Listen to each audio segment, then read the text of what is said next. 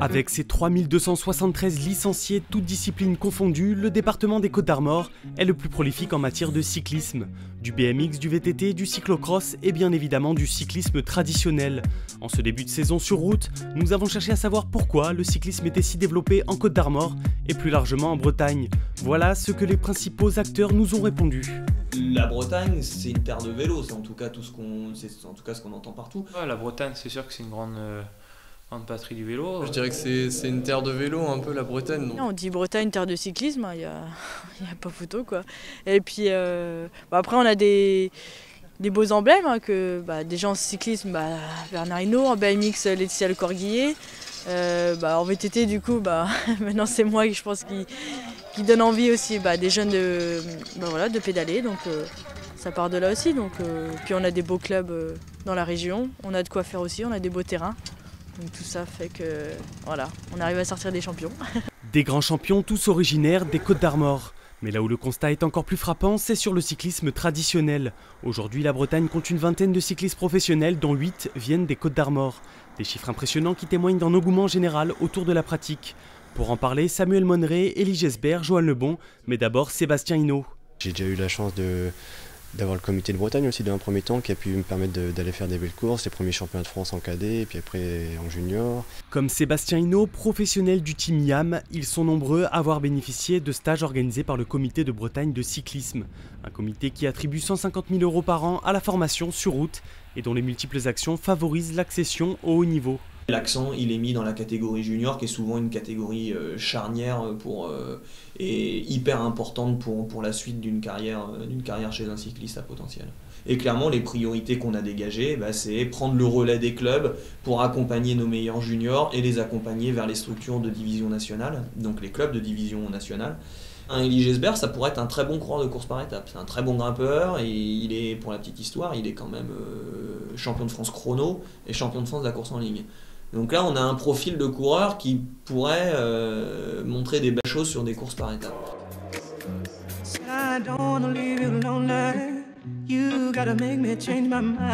Un coureur qui a fait ses preuves en junior mais qui doit maintenant confirmer. Sollicité de toutes parts, Élie a souhaité rester en Bretagne à Dinan une année de plus, car ici réside tout ce dont il a besoin. On a déjà la chance d'avoir pas mal de courses tous les week-ends, on n'est pas obligé de faire 300 ou 400 km pour aller courir, comme c'est le cas pour chez des gars par exemple que je connais qui sont en Auvergne.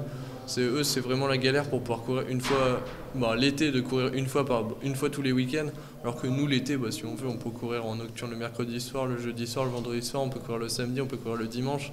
Du coup, c'est déjà une facilité et puis c'est une culture aussi, je pense, un peu. Des courses à foison comme la récente ronde du printemps qui s'est déroulée à la mi-mars à proximité de Planquette.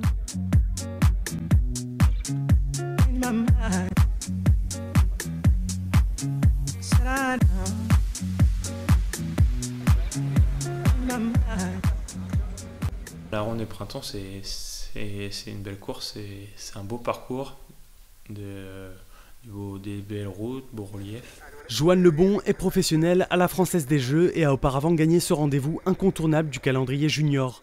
Pour lui, la réussite du cyclisme en Bretagne passe par une implication de tous.